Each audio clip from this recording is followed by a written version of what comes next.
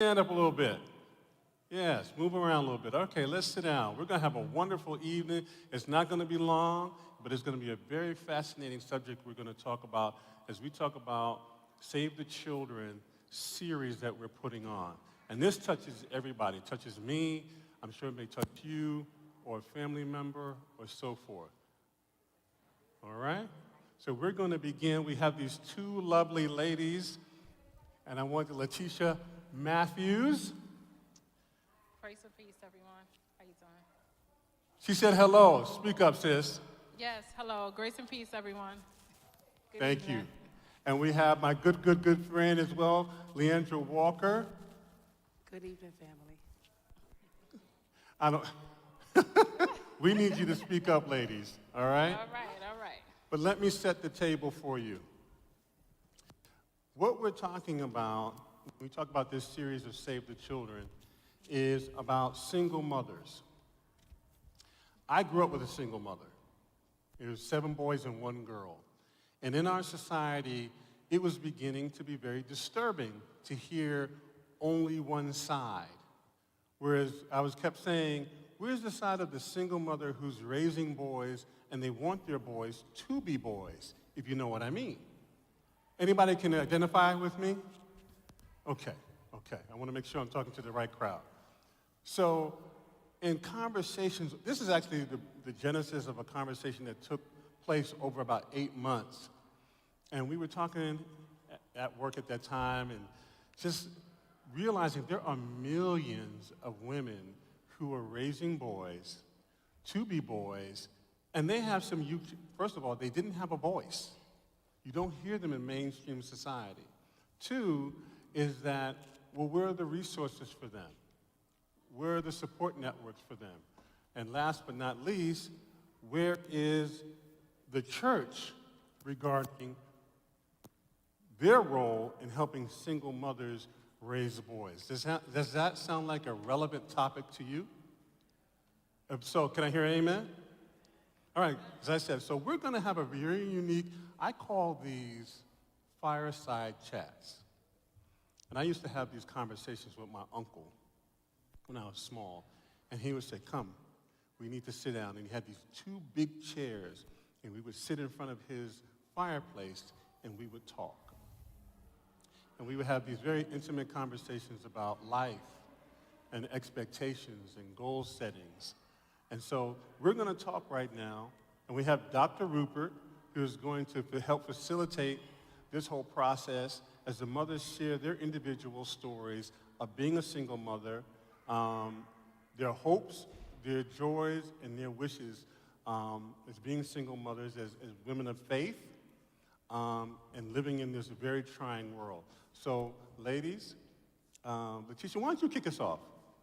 The dynamic of what has been the journey for you as a single mom? Wow. So, first, giving honor to God.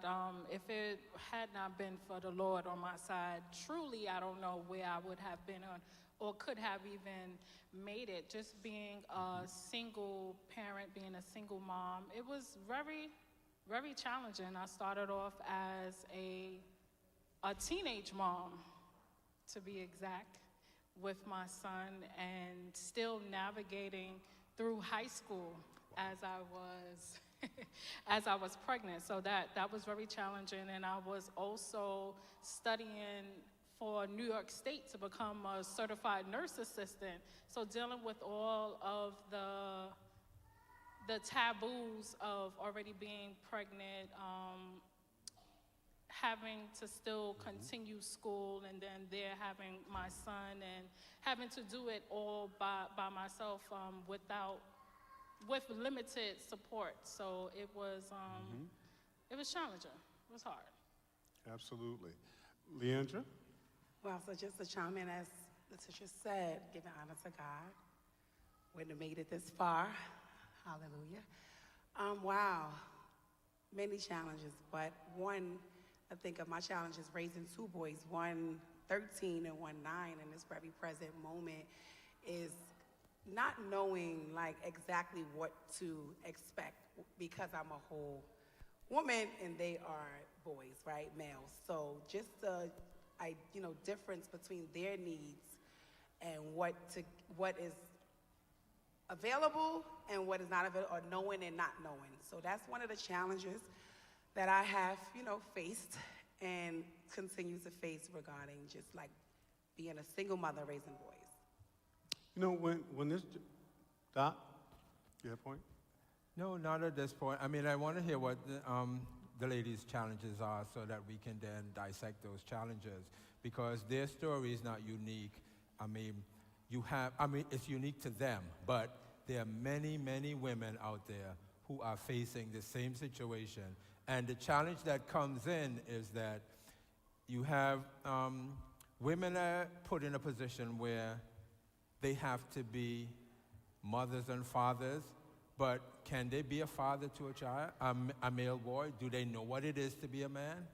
That's a very difficult situation. God never intended that in raising children that you should have, one party, either the mother or father, being the role of both. Yeah. You can't be two people. And what it means to be a boy, what it means to be a man is very different than what it means to be a woman and what their needs are. So that in of itself allows this to be a very challenging situation, and that challenge becomes compounded when the father either disappears, chooses not to accept the responsibility of what he has helped create. That makes it much more challenging. And you left off one more, because this actually happened to a good friend of mine. We always think it's either or. He left, or, you know what I'm saying? But what happened to my friend whose husband died unexpectedly? Now she's left with 3 children to raise on her own.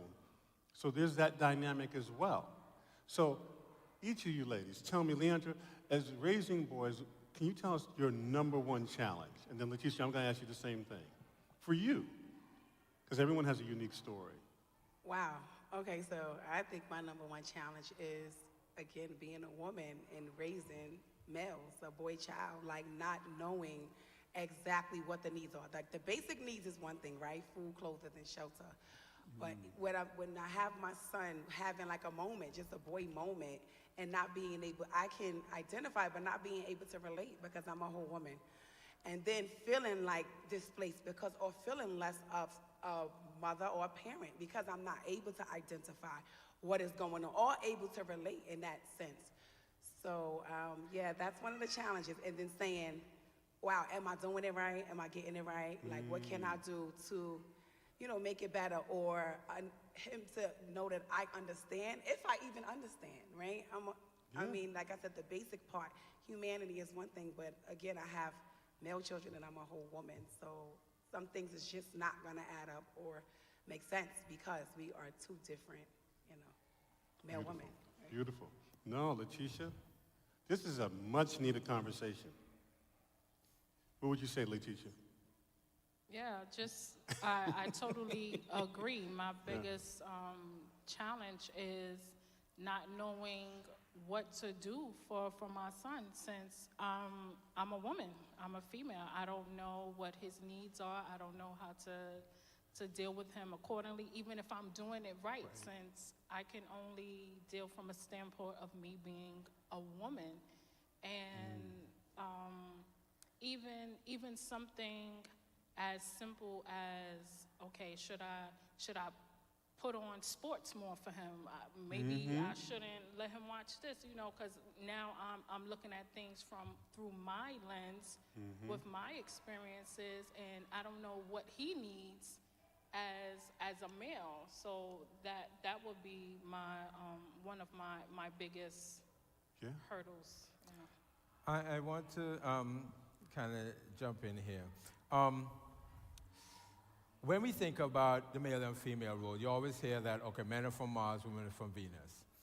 There's a level of truth to that from the standpoint in terms of how we process information, how we think.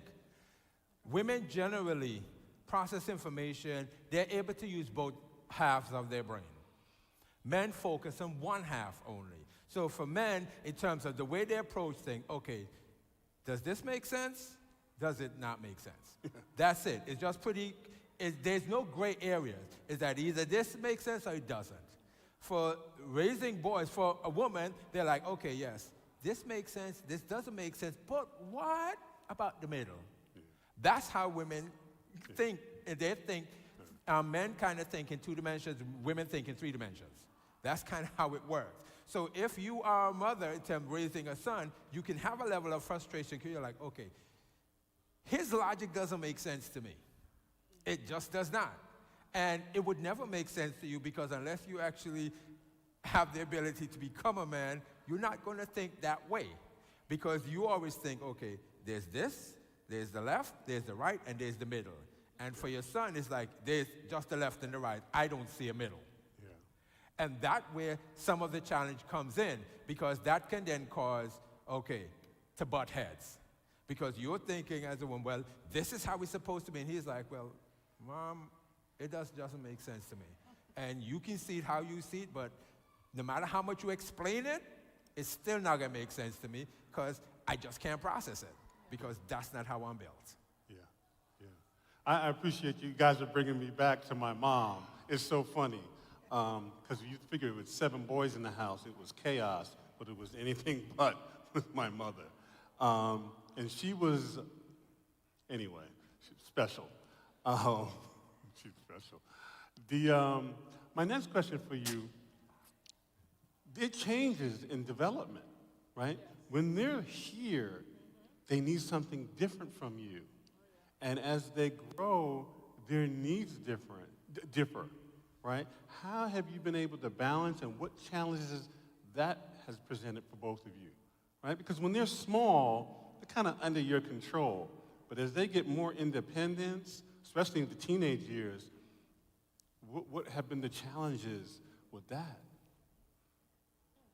Does that make sense? It does. Okay. It does make sense. I'll start. Okay, yes, I'll start. I'd like to say this. Over the years, I can say that me and my son, we grew together. We grew up together. So I seen him, nurtured him from when he was small, and to see him grow into a teenager and then now to a young man. So, and during his teenage stage, it was very, very challenging. I didn't know what to do dealing with his feelings and his emotions. I knew that he needed a fatherly presence that was consistent, not just, 1 month on within, whether it was a member of the community, a member of the church, or a family member. I knew that he needed that consistency. And I do thank God for the help that I did receive, that me and my son did receive, but I know that was needed. And just to see the need for my son and just me feeling like I was helpless, feeling like I was helpless with his needs, and then with him dealing with the different vicissitudes of life and the temperament of the neighborhood that we lived in. That was another difficult aspect, to even certain people in the community trying to put pressure on him to get to do things like as to join a gang or as to sell something that's illegal. And then navigating around that without having a man within a household, it was difficult. And I thank God for my faith, because if it was not for my faith, truly, if it wasn't for God, I wouldn't have been able to do it, because I'm only able to do it through him, with his help and with his wisdom and with his knowledge. And then just looking at the previous format of what I had to look at with my mom, and looking at how that was done, looking at how my grandmother and her husband raised their children. So I was trying to remember all of the things that was taught to me from the elders, from my youth growing up, and trying to make it work for us in the time of this age. That's rich. That's rich. Leandra? Wow. Okay. Wow. I'm gonna say prayer works. And prayer works. Amen. And also, let me say, Dr. Rubin, what you just said about the whole 3-dimension, 2-dimension, that just blessed my life. So now I understand why some things my sons just don't understand when I'm talking, because they're not on that dimension. Amen. Okay, but wow, I mean, I live it, right? I always say I have all ages and stages in my home. I have a 9-year-old, like I said, he's an adolescent, right? So he requires different things, and then I have my 13-year-old going into 14, and is another level of requirement. So, wow, I think one of the challenges, is just the fact that just trying to relate. Like, it's a lot of things right now that he's going through. Like, we know this is the stage of puberty for the teenagers, so it's like some things he's saying or asking me, it's like, huh? Like, okay, some of it is like, let me research it. Some of it is like, okay, wait, I'll get back to you. Can I pray on it? That type of stuff. So I think that, even with, just trying to navigate that, and then again, not feeling like, I'm feeling in some type of way because I may not know. Also, not having that, male figure, right? It's just not there. That's just not that, and I cannot be, the male figure, right? I'm a woman. I'm the mother figure, and having to, play. And I'm not the father, and I can never be that, but just, being that, because they say, like, the mother's the nurturing, right? And usually the father is like, he's the head, and he's a disciplinary, he does more of that. I'm just going off of, what I know and what I learned. But, having to turn off the nurturing role sometimes, and then being that disciplinary and being both, but I'm not both, right? So I think, that is definitely has been something that has been like, wow, and then it being limited resources out there, as far as just having that positive male figure. I'm learning, even working with youth and then having my own youth, is that there is limited when it comes to our children overall, but especially for our young boys, that are growing and transitioning, and then wanting to be able to be that, support and resource for him, because there's so much on the outside that, that he can be intertwined with. So always trying to just be on point, being on point. Again, prayer works, right? And as, my sister said, and we all know that, God is real, and God, he takes care of his people. So I'm super grateful to be able to make it this far. But dealing with it, right? Because I'm living this teenage thing right now with a young boy, and I'm a woman, so. In kind of looking at the process, I'm addressing this to the audience. As far as based on how you were raised, what were you told are the differences between men and women? Anyone? Just shout it out.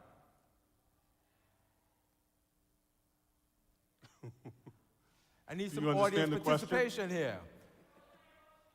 Excuse me? Okay. Men are not as emotional. Do we believe that to be a true statement? Speak up. Generally, someone was saying something else? No, I was saying speak up. Oh, okay.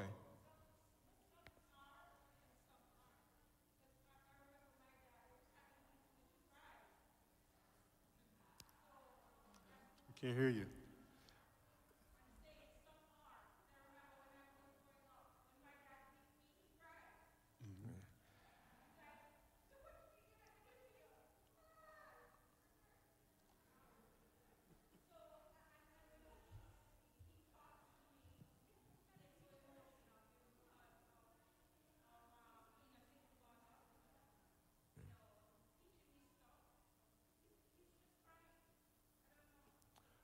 All right, thank you for that.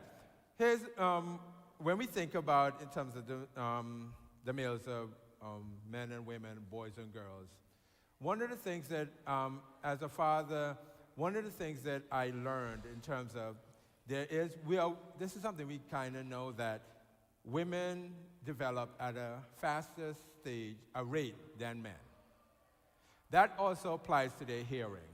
I learned that in a seminar that I took when my son was in pre-K. I went to a seminar and listened to this doctor, and he indicates that, it's not that when you say something to your son, do you ever have that situation, you say something to him and it's like he's completely ignoring you? It's not that he's ignoring you. The possibility does exist that he did not hear you because his hearing has not developed as quickly as young women. That completely blew my mind in terms of understanding that in the development of both male bodies and female bodies, there is a difference. Yep. And part of that resistance that you may get from your sons is because you're thinking, okay, I'm telling this boy to do this and he's just not listening, he's ignoring me. It's not that he's ignoring you, he just didn't hear you. And as they grow up and become older, then it kind of evens out. Because then you catch up, then the males catch up to the young ladies. Men generally are less emotional. They can be emotional. Some men can be emotive in their expressions and how they're feeling. But it's not generally how men are built. Boys are not going to be built that way. That's not their default position. Question, To be Doc. emotional is not their default position. Yes. I got to ask you a question, because I've always hear this, men are not as emotional. Is it that they're not emotional or they express their emotions differently? Men do express their emotions differently, and also part of the expression of men's emotion is dictated by societal pressures and societal expectation. How are men told in society they're supposed to be? Stoic. We're supposed to be, if you cry, you're not a man. You need to be strong, you need to be stoic, you need to be this macho dude. That's how, and that impacts a boy. If you don't have a father in the house that can teach that boy, it is okay to have emotions. There's nothing wrong with that. It doesn't make you weak, it doesn't make you a girl in any way, shape, or form if you can express emotions or have emotions. It's just in terms of, and their time, I have lived a while, and I have no problem crying. Mm-hmm. Does that make me weak? No, it does not. But you don't cry all the time. No, I don't cry all the time, no. But there are things about my children that would make me emotional. Let's do an example of this, because it happened with my sister right out there. She was leaving church to go to her car, right? Show you a man's emotions. So I'm watching her because she's trying to navigate the street. The way my biology is as a man is to provide and protect. Right. So my protection mechanism kicked in, and I'm watching her. And I'm watching the street to make sure she gets across safely. And when I saw her coming back, to make sure and give her a signal. When you ladies were coming with the children, notice I didn't leave the corner, because I said, how are they going to negotiate this? Because I know biologically, women are challenged spatially. Their spatial way to navigate time and distance is very different than a man. Very different. So I'm sitting there and I'm watching, and I said, okay, there's two women, they're coming across. This is all going on in my head. And they're coming across the street. They should go this way, but they decided to go that way. Okay, I'll wait here and I'm watching traffic in case I have to stop traffic to make sure they can get across the street. So I'm experiencing emotion. It's just different. Does that make sense? It makes sense. Sis, you had a question? Yes. Stand up for us.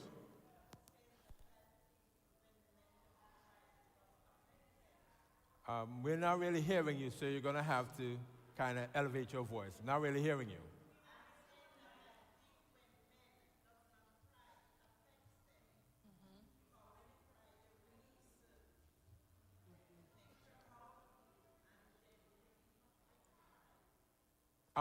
Here's what I'm going to say.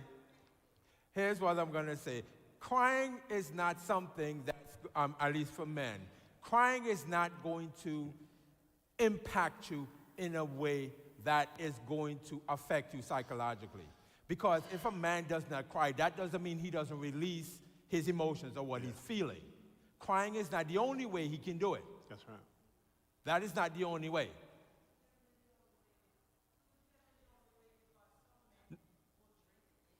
No, I'm saying it's not the only way. There are good and bad ways. Like, perfect example, I could use myself as an example. There are times in terms of if I have to release emotions, I would get on my bike and I'll go riding. That serves the same purpose as if I cried. Mm-hmm.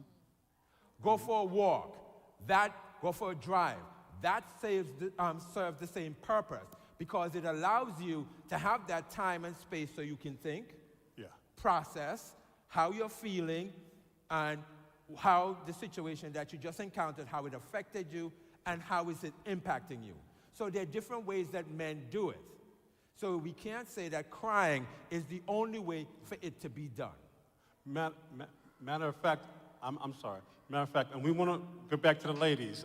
We're gonna go right, but I want us to be, because this leads us to our next question, which is I'm finding very disturbing. Hold on. I'm finding very disturbing. And it may be just me, but I'm finding a preponderance of effeminate boys. The way they move, the way they talk, and I'm finding, I'm finding this effeminate behavior, and I'm like, what is that? And I was talking to some friends of mine, Doc. I said, what's going on here? And my uncle's a doctor of 40 years. My brother's a physician of 20. I said, what's going on? He says, well, it's kind of what's going on in society. It's also, a lot of it's tied to the food. I said, the food? He says, a lot of these sugars and artificial things are having one effect on boys and having another effect on girls. I don't know about you, but I've seen a lot of girls who are more aggressive and more, it's not just me, or more masculine, and I'm wondering, what is that? But it's really, we're really living in some very interesting times. So as mothers negotiating this dynamic, it's not easy. Because there's a lot of things, you're dealing with your own stuff, then there's things from society. So the question is this. As women of faith, raising boys, and seeing the agenda of the world, what tools are you using, or what tools do you feel would help you be able, because Leandra said a very powerful thing to me. She says, I'm very interested in my boys remaining boys. And most single mothers friends of mine that I talk to, they say the same thing. And a lot of it has to do with what's being pushed in society. Is that a challenge you find, or is that just my crazy perception? No, actually, no, it's not your crazy perception. It is the challenging time that we are living in. Wow, everything that is right, they saying is wrong, right? Amen. Right. And everything that's wrong, they saying is right in the world. So it is a challenging time for, our boys, our youth. With my son, even when he had came home and said to me, this girl likes him, and he likes her, I was like, okay, you like girls, right? So I was like, that's a good thing, as a boy. So, because of just everything else that is going on, right, in the community, in society in today's age. So, yes, the blueprint, first and foremost is the Word of God, right? When it comes to, this is what it is, and this is the standards we go by, and let's talk it out. If anything in between, let's have a conversation, because of course, being human, you may have curiosity, you're gonna have questions, concerns, and everything else that comes with it, and you're gonna want answers. So definitely, keeping that dialogue open about just, them being, because I have two boys, being, boys and, growing up to become young men, let's talk about that and what that looks like, and if you have any questions, we can dive in. And if I don't know, because I'm a woman, I'm going to look for some resources. Pray about it. I'm going to look for some resources, and I'm going to speak on it. Because as the parent, you are the advocate, So when you see a need for your child, you will be advocating for that. And Awesome. I just want to jump in on something that you said. My grandmother used to say, show me your company, I'll tell you who you are. Now, when we talk about effeminate boys, the thing that happens, a mother doing her very best can only show that boy what it is to be a human being. She can't teach him how to be a man or what is manly or not manly, especially for people of color. When we have, in this country, we have, for Hispanic children, about 7.6% of them are living in a household that has the father, one parent missing. For white kids, it's 6.7%. For children of color, black kids, it's 43% of their households have just a mother leading it. 43, Now- you said 43% have For- a mother Only. leading. Yes. Only. No, this is a single parent household with a woman leading it. 43% of black kids grew up that way. Got it. Got it. I grew up that way. I know what that feels like. That's how I grew up. My father left when I was 5 years old. He was never around. So anything that I learned about about being a man, I was fortunate. All our kids are not fortunate that way. I was fortunate that I had my father's brother who took on that role, and both my mother's father and my father's father, who really kind of took me under the wing to kind of guide me and show me what it is to be a man, what it is. And I could go to them with questions that are unique to me growing up, going through puberty, going through all of those things. I wasn't going to go talk to my mother about, hey, what is this stuff coming out of me? All of these things that happen. What is this I'm feeling? I was uncomfortable doing that. And especially when I grew up, it was like, kids should be seen and not heard. So what am I supposed to do with that now, with that information? All of these changes are happening to my body. Where am I supposed to go? That's normally the role of my father. My son now, that's 14 years old, he's going through those things, and he has me. We have had those conversations. He has me to come, like, Daddy, this is happening. Like, son, it's perfectly normal. I have gone through it. You did? Okay, yeah. And we can have that dialogue. Him have experiencing girls, the emotions, all of those things. We have had, because guess what? I like girls. I went through that. I know how that feels. I know when you have your first crush, how that feels, all of that stuff. I have been through that. So I can help him, guide him through that. My mother, that wasn't something that she could have done. That was not something that she did at all. It wasn't, and her thing is like, when I went with questions, her thing was like, I don't know. I'm a woman. That was her reaction. And I can't blame her for that. Then it didn't make sense to me. But like, who else am I supposed to go to? But as I got older, I'm like, okay, that does make sense because she was never a man. So how could she know what I am experiencing?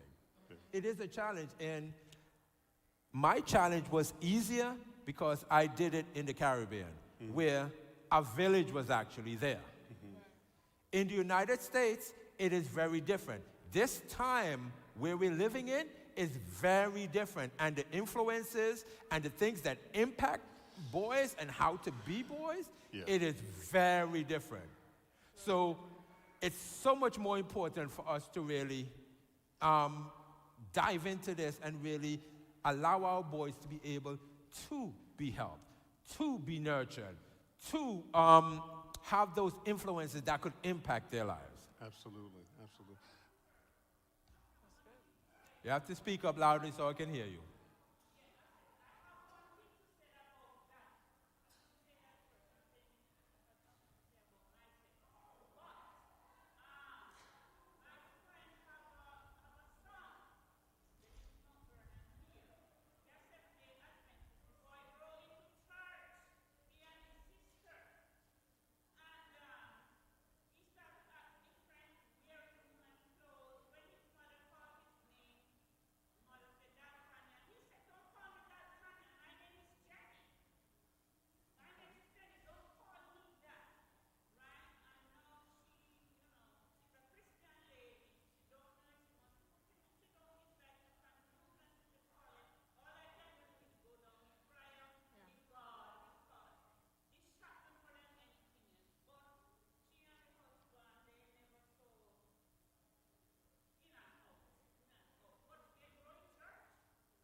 But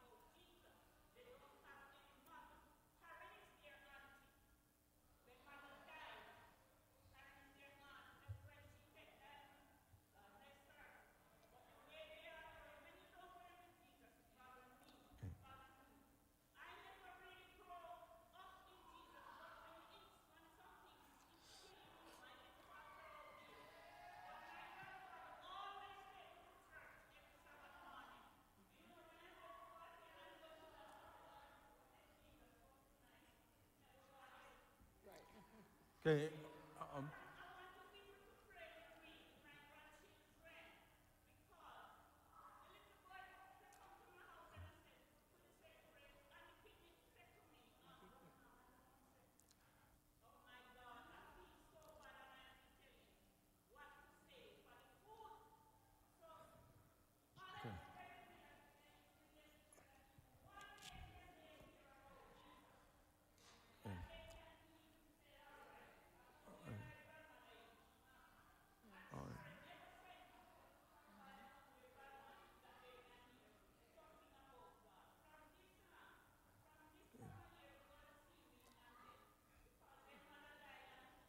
Oh, all right. All right. Wait, one moment. We want to hear from the ladies because, all of the things that you're saying is we perfectly understand, but our audience, especially our internet audience, they're not seeing you, and they're not hearing everything that you're saying. So, because this is not just for us in-house, but we also want to be able to share. There is a question and answer section at the end that you can ask a variety of questions, but based on something that you just said, in terms of even though people having a single parent or having just a mother alone or just a father alone, or even whether you grew up in the church or you don't grow up in the church, sin still exists, and it can impact lives no matter where you are, no matter how you were raised, not raised, all of those things can happen. So I don't want us to think that, okay, as long as we come to church, we're completely insulated from everything that's out there. That is not accurate. All right? Letitia, if you could name one wish for your children, what would it be? If God said, Letitia, I'm going to give you one wish, what would that be? Okay, if I want for... And you can't wish for more wishes, Letitia. Right. Now, this is for my children or just for my son? For your children. Okay, so I want my children to continue to grow in their faith and know that the world's agenda does not have to be their story, that God has the final say in their life. And I want them to know that even though they grew up in a single parent household, that they don't have to continue in that way. I want the best for them. I want them to continue in their education. I just want everything that I wasn't privileged to have for them to excel in. I don't want my son, which is now a young man, to always have to constantly worry about me and his sister and not to fulfill his goals and his dreams and aspirations because he's so concerned for his mother and for his sister. His concern now, he wrote me a letter the other day, and he was just speaking from his heart. And it just touched me so, and I was like, oh my God, like what did I do as a parent? What did I do as a mother? And the gist of it was, I'm going to do my best to get you and my sister out of the environment that we are in now. I'm going to make it. I'm going to do this. I'm going to do that. You and my sister will never have to worry for nothing with the struggles that we endured. So I want my son's story to be his own, not to worry about me, not to worry about his sister. I want him to just go out and be the man of God that God has destined and purposed him to be. And just like how the scripture says in Ecclesiastes, that there's nothing new underneath the sun. So now he has a story to tell, and he can bring others to Christ through his testimony of what he'd been through with his single parent mother, and now living his life and his story to help others. So that's what I would want for my children, and for my daughter the same. still living inside of a single-parent household. You know, I'm there, and I want her to know that she can accomplish anything that she aspires to do for her and my son, that she can do all things, he can do all things through Christ that strengthens them, you know, and just to know that what we're pouring into them as a community, whether it's me as a mother, auntie, that we're going to continue to train up a child in a way that they should go, so then when they grow older, that seed has been planted in them, so that they'll know their purpose, they'll know their calling, and that their life has meaning more than from what society will be shunned on from you being raised from a single parent household. So I just want the best for my children. Awesome, awesome. Thank you. Leandra? Okay. Wow. One wish? Okay. So I guess my one wish would be, that they have the resources and the positive influence in the natural, because we know our God is, doing it and is able to do all things. He's with us always to the very end. So having that positive influence and resources where they can be the best version of themselves, right? We dealing with in a society, right? So, that, like Dr. Rupert was saying, as far as the influence, right, that is going on in this world. And again, raising a teenage boy, and it's like he come home and he's like, well, my friends do that. My friends is doing this. And I'm like, that's not how we doing things, that's not how it is. So, just being able to have that outlet, that positive outlet, and be like-minded amongst, but like-minded peers, because not all are prone to, but the majority are to, right? Like what's happening in the world. And it's like, and they say the influence can be a great impact on, one. So again, just them, all my children, especially, just having that support that they need. And, of course, at home, for myself, doing the best that I can. But of course, just even having those outlets to say, you know what, Mom may not know this and don't know this because, she's a woman, right? Back to the woman thing. And the thinking different and not knowing everything, but knowing that I have this outlet that I can go to, and this is going to help me grow. And I just want, like my sister Letitia said, the best, we all want the best for our children. Thank you. Thank you. The reason why I did that was twofold. One, I think it's important for parents to share their dreams, hopes, and dreams with their children as they get older, right? Because many times the children grow up and never know mommy or daddy actually had this vision for me. You know what I mean? And I think it helps you as parents to be able to voice that and have that ability to communicate that this is my expectations of you. This is what I desire for you. And as you as parents, we pray about those dreams, those visions, those goals, and sometimes we're just so busy we never get the chance to tell the children that this is, what you hope for them. But ladies, I want to say this, that you're doing a great job with your children. Absolutely. Don't feel that you have failed. You are doing it. Think about it this way. You enter into a boxing ring with one hand tied behind the back.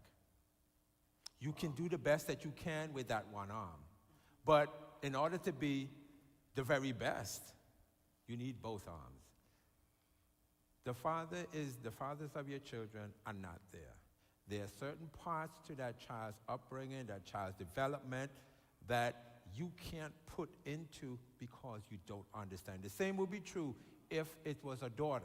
Yep. There's a role for the father to play in her life. For you, one of the best things that you can do for your son is show them what type of ladies you are, so that when they get to that point that they're going to choose someone to, and because boys, we kind of look to our mother as, okay, that's who I want to be. That's the kind of person I want to share my life with. If you continue to show them that you're these strong women that understand that I am only a mother, I am not your father, I can't impart what your father can, but what I can do is get necessary resources, get my village together that can give you that additional support that you would need and that they would need to help them develop into manhood. Yeah. Because if you are the only if you have tunnel vision about that, they're going to be left short. They're going to be missing some things as they grow and develop. Yeah. And it's going to impact them in how they look at women, how they interact with women, and either how they make choices in regards to relationships and things like that. There's a lot of things that can be impacted by that. But one of the things that I want to be able to do is also not only share with you, but also share with the audience some things that you can do.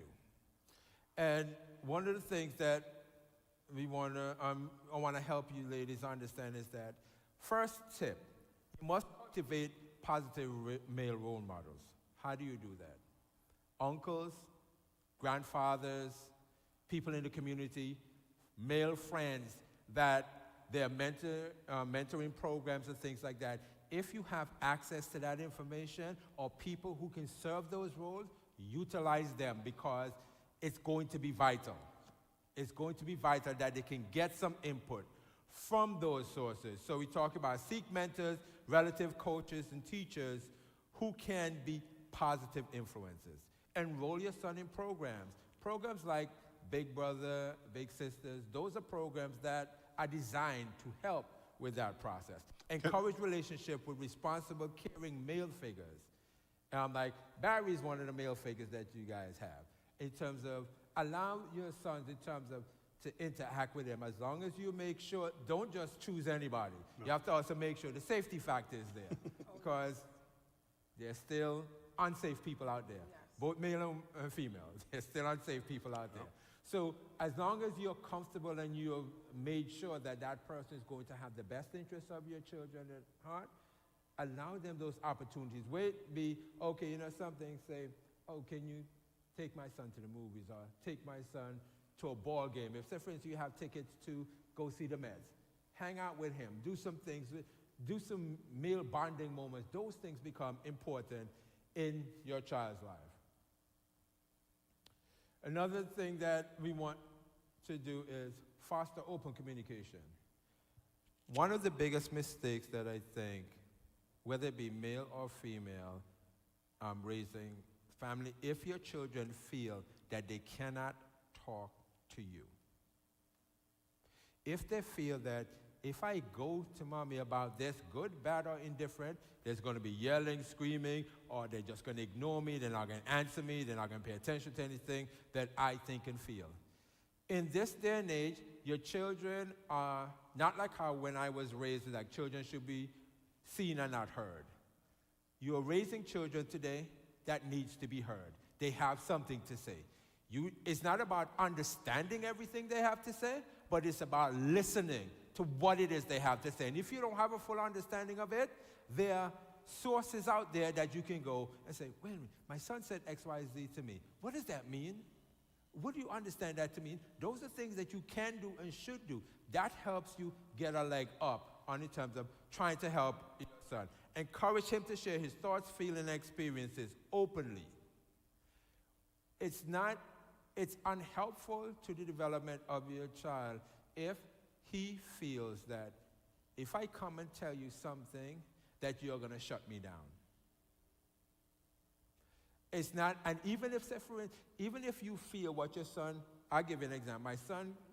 My son called me up one day and he was like, okay, this girl that I like, this boy that I'm a friend of mine, he said my girlfriend was ugly.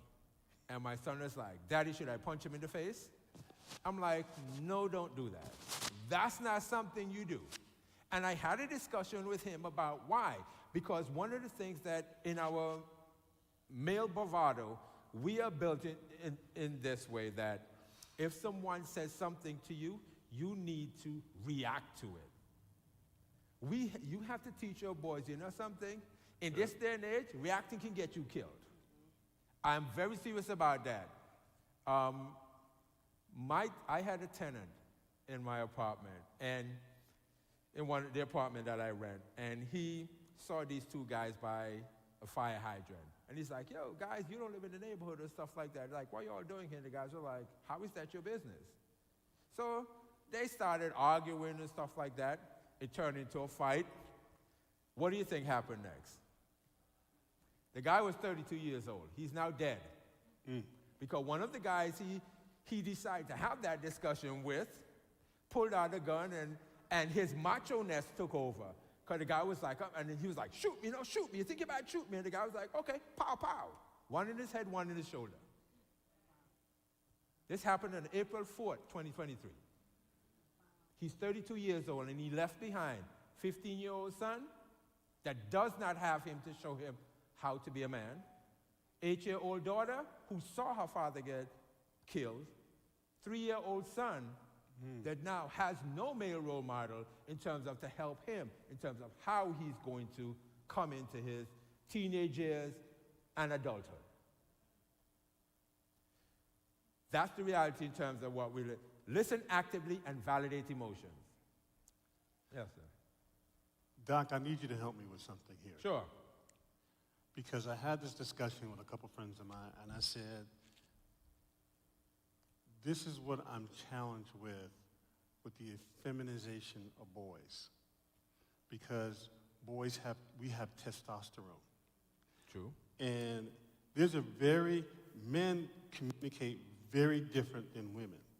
From boys, we learn what we can say to each other. There's certain boundaries. Yes. There's certain boundaries about how we communicate as men because of testosterone.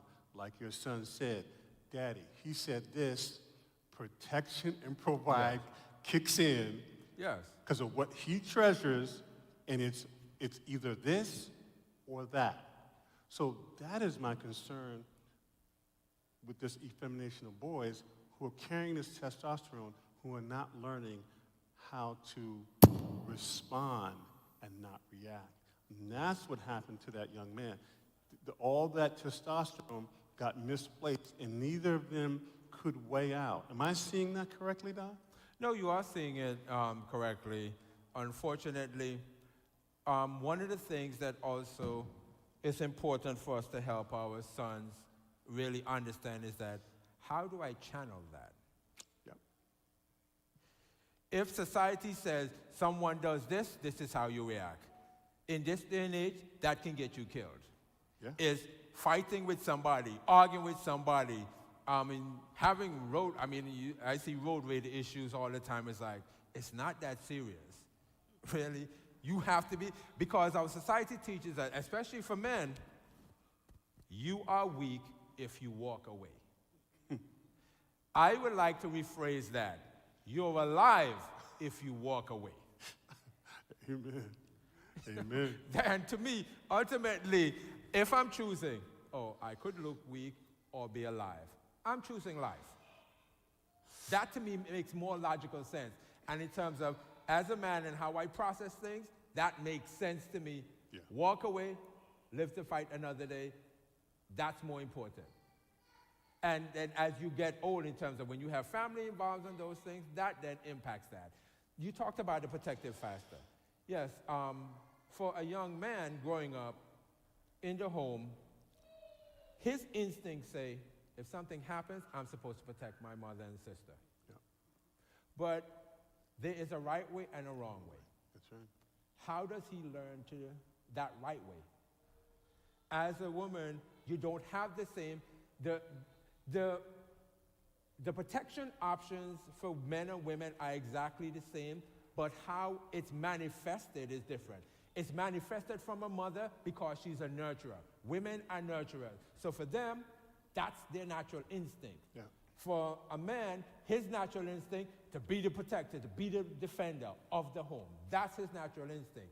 So whatever, and if he's not taught how to do it correctly, or if he's taught by someone, like, say, for instance, if you have a mother who, her thing is like, get up in everybody's face and argue and cuss and call them names.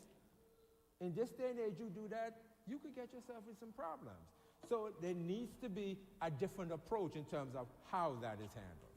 And I think that's where sometimes we run into the challenge. Mothers are going to do their very best, but there's just some aspect of how men's brain works, how they process information, how they look at situations, that's very different, and that's innate to them. Yeah. Thank you, Doc. I feel so much better after this session. You want to finish up and then go to Q&A? Yes. All right, we talk about teach emotional intelligence. When we think of teaching emotional intelligence, everyone doesn't have it. Let's be clear about that. Emotional intelligence is not, okay, well, I hear with one ear and it comes out the other. Emotional intelligence in terms of help your son identify and manage his emotions. What does that mean to you? Like if I said to you that you're working with your sons, help them, teach them to manage their emotions. What would be your initial instinct in terms of that to do? What would be your initial instinct to do? I would say that help them, well, when they are in an emotional state, like identifying the emotions and I guess teaching them about the emotion itself. Like, okay, if he's feeling sad at that moment, validating, okay, you may be feeling sad, and, you know, letting him tell me the reason why, and then letting him know that it's okay to feel sad about that, but also balancing it with the emotion is not overtaking it, but it's in a balance. Right. Those are good approaches. The thing that we want to be able, and this is not unique to men or women, handling your emotions, managing your emotions are very important no matter what the situation is. It becomes problematic when we allow those emotions to take us over. I have always asked people in terms of, like people say that, you know what, this person made me angry and I did this. Now, if you were walking on the street and someone pulled a gun and said to you, give me all your money, did you have a choice? Is that a choice you have? Do you have a choice? You don't view it as having a choice. Do you view it as having a choice? That's tricky. You have a choice to comply with their demands, and you have a choice to not comply, to challenge it. Right. But people would say in that situation that there's no choice. There is a choice to be made. It's not a good choice, but there's still a choice to be made. You can say, okay, I don't give him my money. This is the possible outcome that could happen. Or I give him my money. This is the possible outcome that could happen. And our instinct as men would say, you know something? No, I'm not giving up my money. No, you're going to have to take this from my cold, dead hand, that kind of approach. That doesn't make sense. That does not make sense. So it doesn't make you less of a man if, say, for instance, you say, you know what? All right, dude, here. You got it. I'm good. No problem. So you have to be able to teach them in terms of when does it make sense to react that way, when it does make sense to not react that way. Model empathy, self-awareness, and self-regulation. Because they don't have another example, you're the only example they have. So if when you get upset, you are like yelling, screaming, operating at a level 10, that's what they're going to learn. That is what they're going to learn. Okay, well, that's what I see. I see mommy do that, so that's what I do. In the home, when you have both a man and a woman, their reactions to emotional things are going to be different. Yeah. And at least the child has options. Oh, I see this. And if you have a father showing you, they're more likely to emulate their father's role in that process because he's more akin to them. And they're thinking, wait a minute, we see eye to eye because we are both male. We go through things very similarly. We process things very similarly. So that's what they're going to gravitate to. Encourage him to express emotions constructively. In terms of, that becomes, I won't say tricky, but it does become concerning to me because sometimes in terms of you have people who do not know how to express emotions constructively. I have worked with people and the way that they express emotions, if they're upset, there must be a certain amount of F-bombs as a part of that description or that expression. Uh-huh. And to me, there's a lot of other ways, and this has nothing to do with me being spiritual, me being a Christian, me being any way. My thing is that the dictionary is full of so many words, and I could get my point across so much better than just F-bomb this, F-bomb that, MF this. I don't need to do that. And I can get my point, I can express myself in a way that you'll understand what I mean when I say it. And that, I think, becomes an important thing for us to focus on. We also want to talk about promote self-esteem and positive identity. This becomes a little harder because the way that we emulate, when we talk about self-esteem, we're looking to people like us in terms of, okay, I see my father, that's going to be my image of how a man should be. If they're not there, the best you can do is like, okay, I can see my mother and see that's the image how a human should be. A person should conduct themselves. But is that the same way a man should conduct themselves? There becomes a difference, but the way that you mitigate that is that making sure that those boys have other men that they can look to, people that they can reach out to, people that, if you don't know the answer, you can say, hey, Barry, or hey, John, or call a brother, or, you know, can you talk to your nephew about this? Can you tell them about X, Y, Z? Because as for me, I'm not sure that, and I don't want to say the wrong thing, and I don't want to lead them down the wrong path, because I can only go from my understanding as a woman. I can't go from their understanding as a man. So maybe you'll be able to give them some guidance. Question, Doc. Do you think we Yes. could jump to Q&A? Huh? You think we can jump to Q&A? Yes, we can. If someone can man the mic, that'd be helpful. Or I'll do it. Thank you, Leticia. Are there any questions? First of all, are you enjoying this? Is this helpful? Okay, wonderful. Thank you. Thank you. Any questions? Q&A? Any questions for these ladies? I think you need to give it up to these ladies who are so transparent, so giving, because they literally represent millions of women. Maybe even some of your own stories about the dynamics of raising children and raising particularly boys and your hopes and dreams for them. Again, any questions? Oh, I'm coming right now. Good evening, ladies. I'm standing here as a grandmother and a mother, and they say that I'm a man and a woman in one, because I grow my son, my grandson, and they come out to very good men. One is a police officer, one is doing their own business. A policeman never called me, say they do something wrong, or even the school. So I think we ladies is doing a good job with boys. So continue, keep it up. And that, again, in my whole days, you know, I am growing my stepson. And he doesn't even listen to his dad, he listens to me. Anytime he sees his dad will tell you that is only Grace he listens to. And he changed around because his mother died, and I'm taking care of him. So congratulations and continue good work with your sons.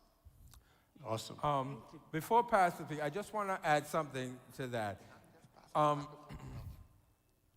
Not having both men, having a father and a mother in the house does not mean the child would not grow up to be a positive adult.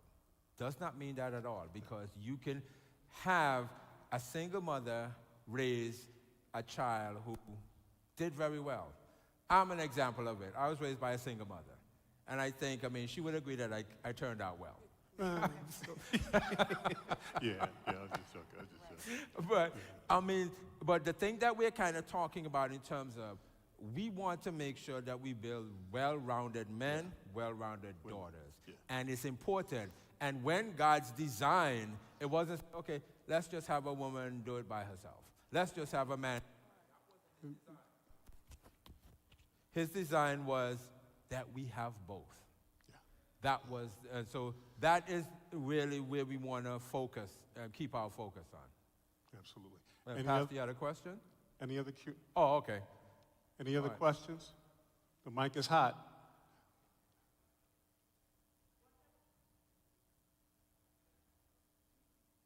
What I was saying about my friend's son, and he grew in the church now. You know, we are like sisters. And to see this boy now getting up wearing dress, telling his mother that he's not Dalton and his name is Jenny. And she just praying and, you know, very concerned, emotional, anything you want to call it. What is the real answer to her? Because she's in the house, she said, what must I do, Paulette? Put him out? What? I don't know. I just have to talk to God. God have to give me the answer. There's not, Can I jump Go in? ahead. Because I actually had to deal with something like this. There was a young man, because I'm coach of the AR team, our basketball team, and the visiting team, one of the young men, he was changing his clothes in the gym. I came over to him and I said, "Hey, buddy, we spent a lot of money on those gym bathrooms. Please use the bathroom." And he literally went into a full tirade, mental health. He was just all over the place. And I realized immediately, because I'm familiar, because of what I've done in the past, what was going on here. And I saw his coach, said, "Coach, come on over." And he continued, his conversation turned from manipulating to blaming. I'm answering your question. To all of this stuff. Following week, we had another game, and I said, "Coach," I was getting ready, Pastor, to talk to him and say, "Listen, his behavior was unsafe for everybody," because later I got a call. He had a even fuller blown out situation, mental health breakdown, that threatened everybody in the gym. He said, "Barry, I'm ahead of you." He had a full episode that night. He went off on me. He's in the hospital. He had not been taking his medication. But as myself and the coach continued to talk, this is what he said. He said, the boy was at USC studying engineering, sis. He said, "Barry, I come to find out the mother and father split. Dad got with the mother's former best friend, and this is what kind of emotionally tearing him apart." So am I making sense? So I want you to pray about the dynamic of him, these young men, these children, these young adults. It's not, we tend to look at, well, he's wearing a dress or she's doing, you got to go back to the root cause. What caused, what trauma? And we're going to do a program on trauma, because many times you're running into people in society, at work, at home, yourself, who have unresolved traumas that have been impacting your life. And guess what? You can't pray it away. Now, I know that strikes you. You can't pray it away. Look at your Bible. You got to go there. You ever notice why God asks us to repent? He wants us to get to the root cause that he's ready to heal, but he can never heal it if we don't acknowledge it. So really that prayer should be, "Lord, show us how to get to the root cause," because he's acting out. Does that make sense? He's acting out of his trauma of losing his mother. Who knows if they ever spoke to him? How did she die? What happened? So we're all, in some capacity, impacted by some childhood trauma, because the only way we get here is babies, children, then adults. Many of us are adults in figure, but we still have unresolved with that unhealed inner child that hasn't worked out those traumas. Does that make sense, sis? Okay. All right. Anybody else? Any other Q&As?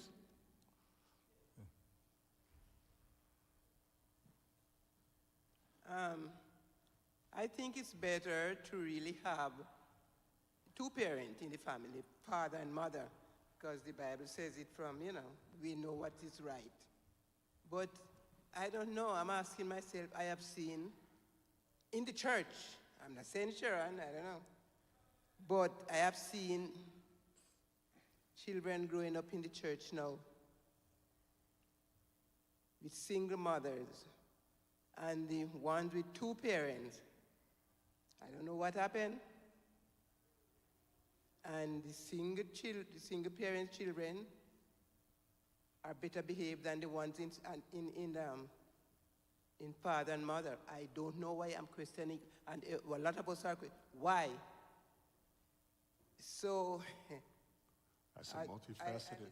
I listen to Rupert, and I understand everything that he says, because as he said, he was, and he has turned out, that's very successful. But as I said, the Bible is supposed to be two-parent, the father and the mother. It's better.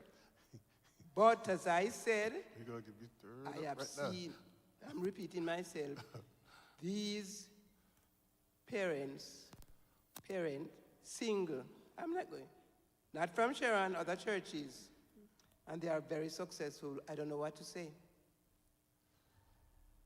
And the question is, why? Okay. That's the question. Yeah, that's the question. You have two single parents that don't seem to be able to do as good a job as some single parents. Is that the question? And why? Well, Doc, You remember when we talk about people parent the way that they were parented. If, say, for instance, you grew up in a dysfunctional household, how it is to be expected that you're going to be different than what you were shown if you have no other influence to impact what you're doing? That, some of those things in terms of leads to what you see. And I don't want us to look at, okay, there's this hard and fast rule that, okay, if you have two parents in a household, it don't work. they're either going to be better or going to be worse, or vice versa. Every situation is unique. Every situation is different. And in terms of the impact of how that son or that daughter turns out is going to be based on what they're seeing in the house. It's not two parents. With the singles, it's not that two, the woman and man are shocking. Nothing like that, because generally Seventh-day Adventists don't do that. But what I'm saying, as I said, I don't know why, is because we are questioning it. I know now children and the parents, they are together, the wife and the husband, in the Seventh-day Adventist, more than one, more than two, more than three, and they send them to Westchester area school, they sent them to all these colleges and etc., etc. And they joined gangs and... Hold on a minute. But here's... Yes, but hold on, wait. I want What do you have to say? to tap into that. Yes. I don't think that we should say it's a Seventh-day Adventist or non-Seventh-day No, but I'm Adventist just thing. talking about, I'm referring now to the ones in the church. No, but I mean, I'm not going to equate it to just because you send them to Westchester area school or they grow up in the church and all of those things, that means they're going to be immune to all of these things. No, and that applies to anybody anywhere. It doesn't matter where you're raised, what church you go, what school you go. The factor that we need to keep in mind, if as believers in God, here's this overriding factor: sin. Sin impacts how our parents treat us, how we interact in our society. All of those things are impacted by sin. And we can do our best to insulate our children, but part of what helps that process is for us really to stay connected to our children, to stay involved with our children, to ask questions, to learn about what is happening in their life. Those are the things that can have a greater impact than what school they're going or where they're from. Yeah, exactly. I think, yes, sis. Whereas it may be true that individuals that comes from dysfunctional homes could lead to dysfunctional adults.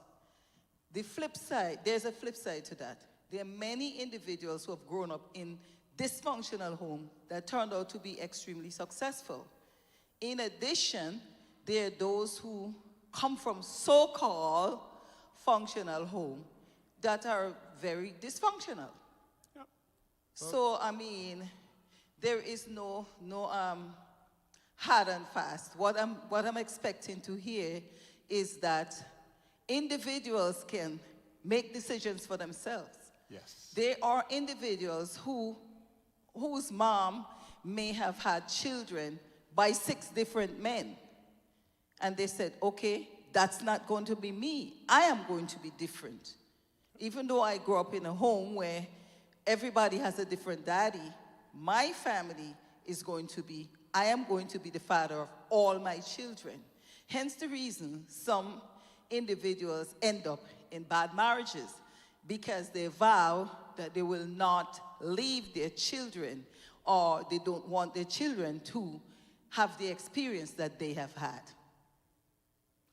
And that, what you have said is 100% accurate. The thing I don't want to convey that there's a hard and fast rule or there's only one way for this to be done. But what we want to make and help people to understand that how people turn out is impacted by the influences and the examples that they see. That is going to have an impact on how you grow as an adult, as a man, as a woman. The influence, because as you just said, a person could come from a home that has, where there are 6 children, they have 6 different fathers.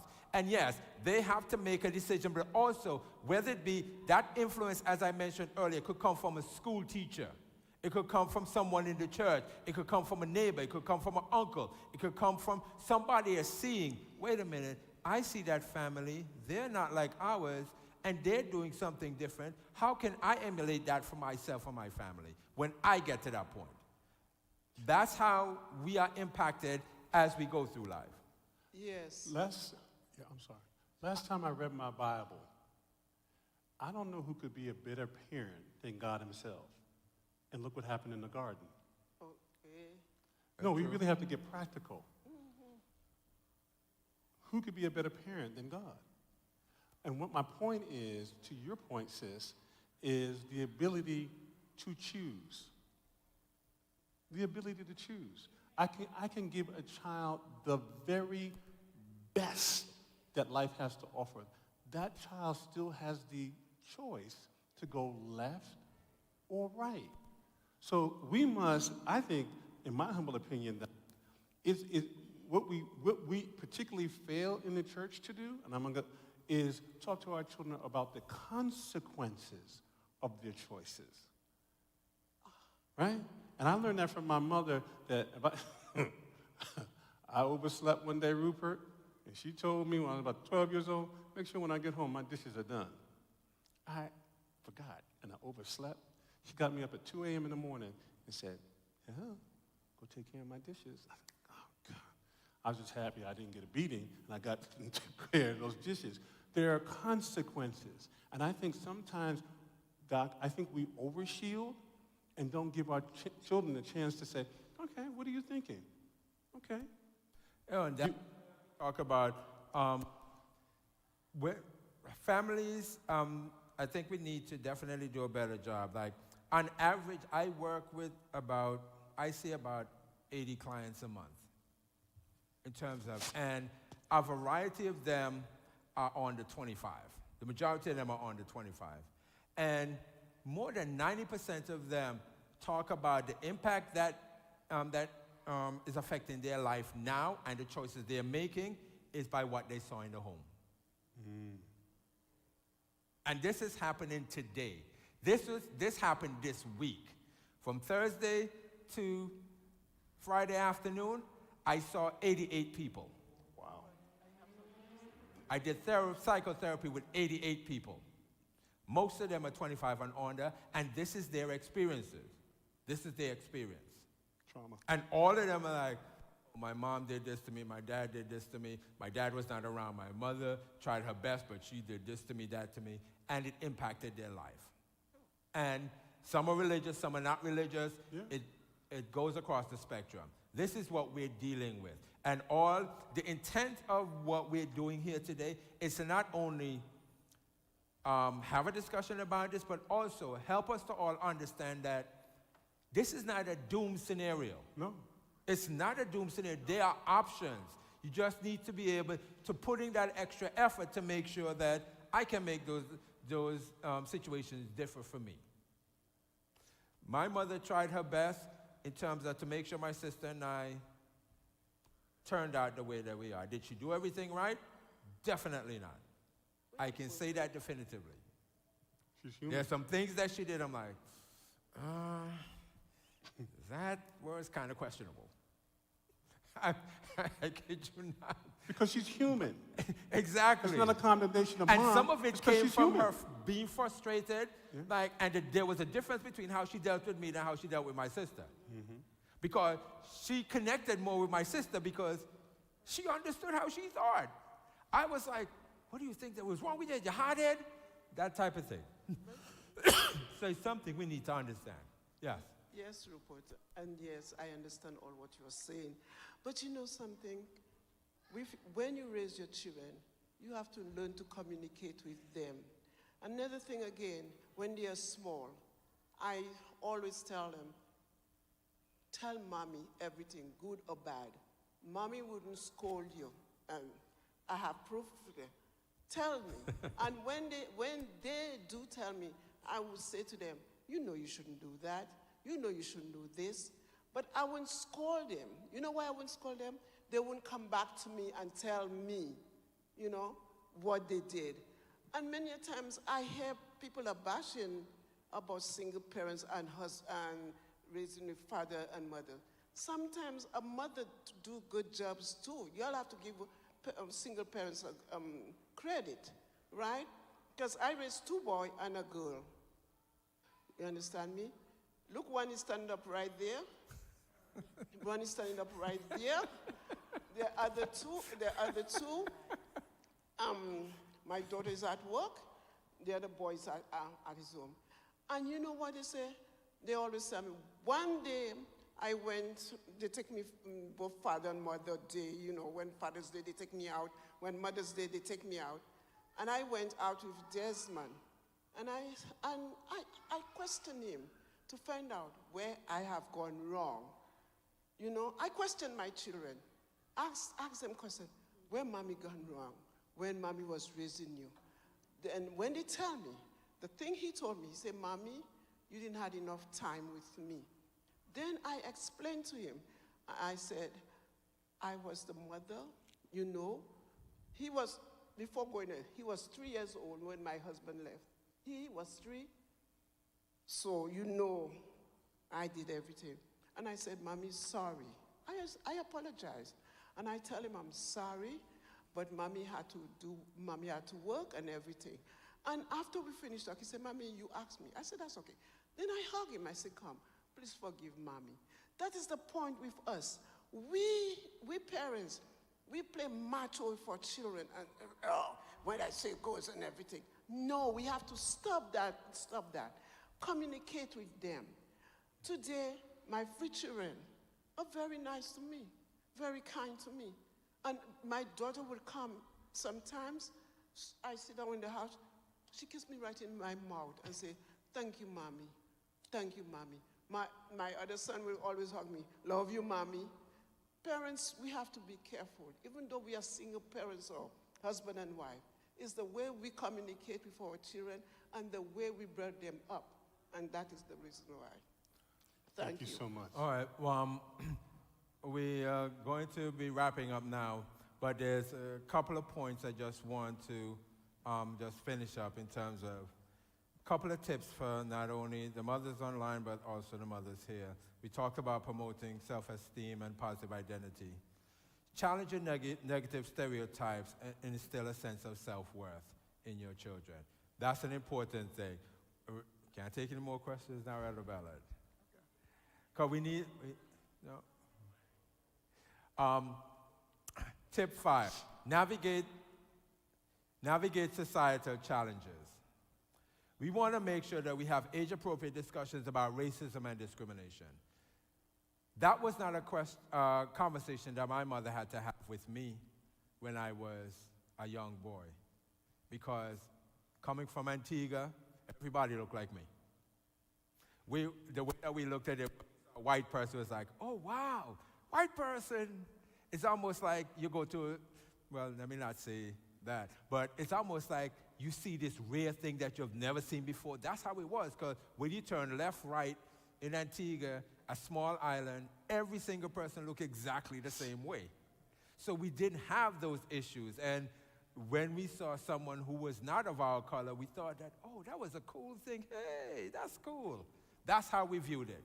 But in the United States of America, that's something that we have to always make sure that we're mindful of. Navigating those challenges, teaching coping strategies on how to respond to bias incidents, and emphasizing the importance of advocating for justice and equality. We also want to make sure that we're prioritizing education. That is something that becomes very important for us. We want to make sure that we're prioritizing in and out of school. My batteries are not dead. Okay. We are prioritizing education in and out of school because there's a certain level of, one of the things that I always said to my sons, education to success. And by that I mean in terms of, especially in the United States, when you're going for a particular job, if you have the same qualifications as someone else and you are a different color, the possibility does exist that that person may get the benefit of the doubt more than you are. So when you show up for that role, you have to bring more to the table. When I go for a job, I am 9 out of 10 times, I'm bringing more to the table when I go there because, especially in the field that I work with adults who have special needs. And when I go to a job, they're looking at my resume, they see 3 master's degrees and a doctorate. That is not the norm that you see out there, especially from people of color. Plus, I have to bring, okay, I'm a CPR first aid instructor. I'm a this instructor. I have this training. I'm a licensed social worker. I'm bringing all that to the table to get me a foot in the door. That's the reality of my existence in 2024. The role for your sons is going to be very different because it seems like where we should be getting better, we're going backwards. And that becomes more of a challenge. So that's something that we need to make sure that we are prioritizing education for our children. Find your village. I talked about this earlier. Make sure you ladies are raising sons, have role models for them. Have people that they connect to who connect with them as a male figure, whether it be uncles, grandparents, neighborhood members, church members, school teachers, all of those things. Make sure that that's a priority for them. Make sure that that's a priority for you, ladies. Take care of yourself. You can only be the best mother to them if you take care of you. You cannot be the best mother to them if you can't take care of yourself. Sister Anthony said that one thing her son said to her is that she didn't spend enough time with him. That's probably true for a lot of single mothers, that because they have to provide, they may not be there. But if you have someone who can kind of step into that role to help when you can't be there, that also helps.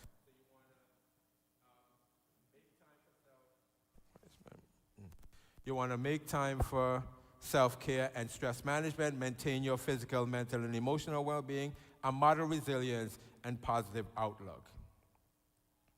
I have 2 more tips I want to provide. Encourage healthy relationships. Not only healthy relationships between you and your son, healthy relationships between them and their siblings, healthy relationships between them and their community. Those are things that are important for us to help our sons understand. And last but not least, celebrate your bond. Nurture a loving, affectionate relationship with your son. Create special family rituals and traditions. Make sure you leave an impact. That you know something? At Christmas time, Mommy and I did this. We did this together as a family. And make sure you're having in this, the way that we are, we'll say in terms of we have microwave families, that everybody go get their food sorted in the microwave, and then this person gone to their bedroom, this person sitting in the living room, this person is sitting there.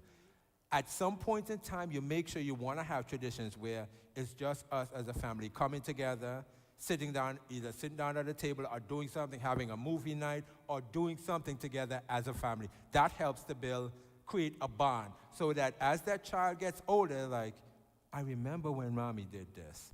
So, and they emulate that or create new traditions based off of that with their own families. So those are important things that I think is necessary for us to be able to understand as single mothers, raising sons, how we are going to move about in terms of trying to make the best environment for them. But the most important takeaway that you should leave from this discussion is make sure you have that village. You need to have that village, and that's important.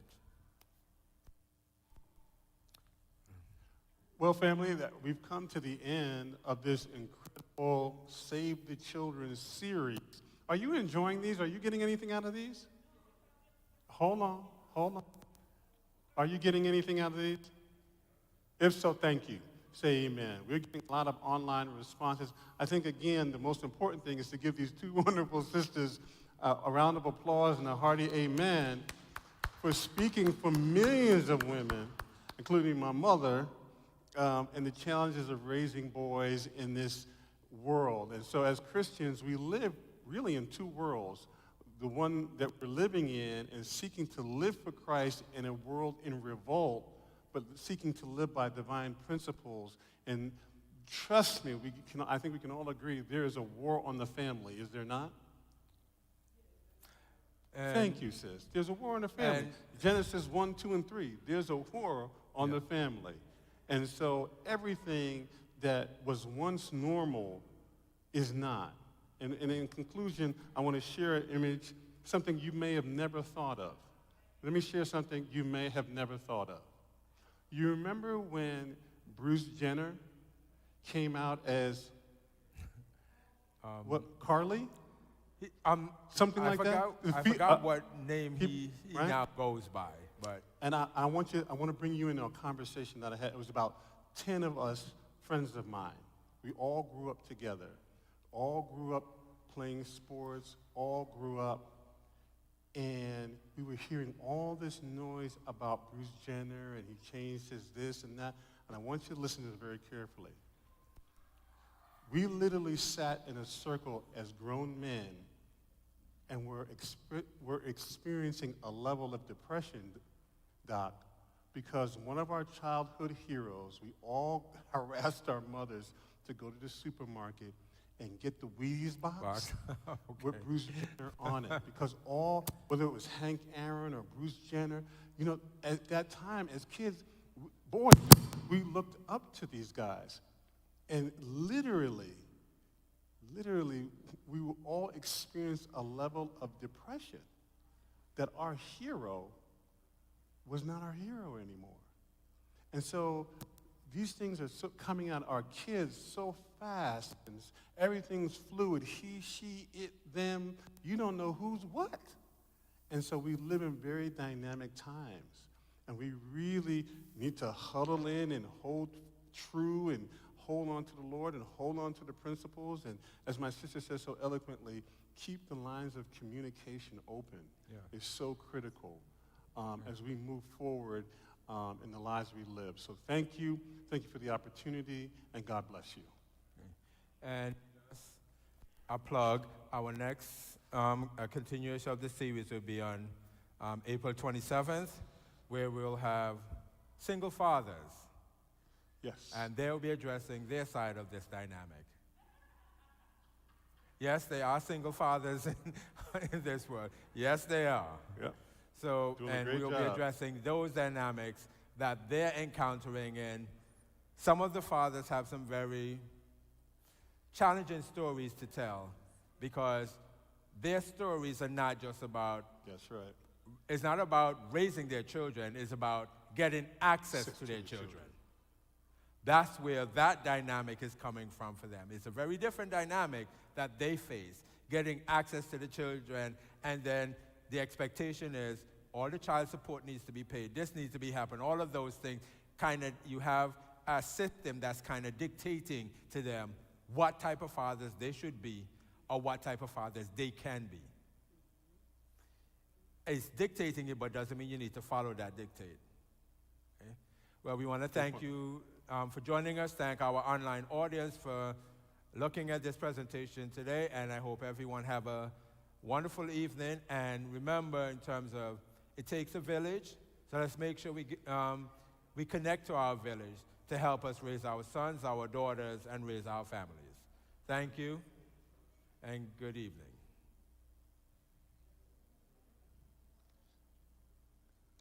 Thank you, ladies. All right.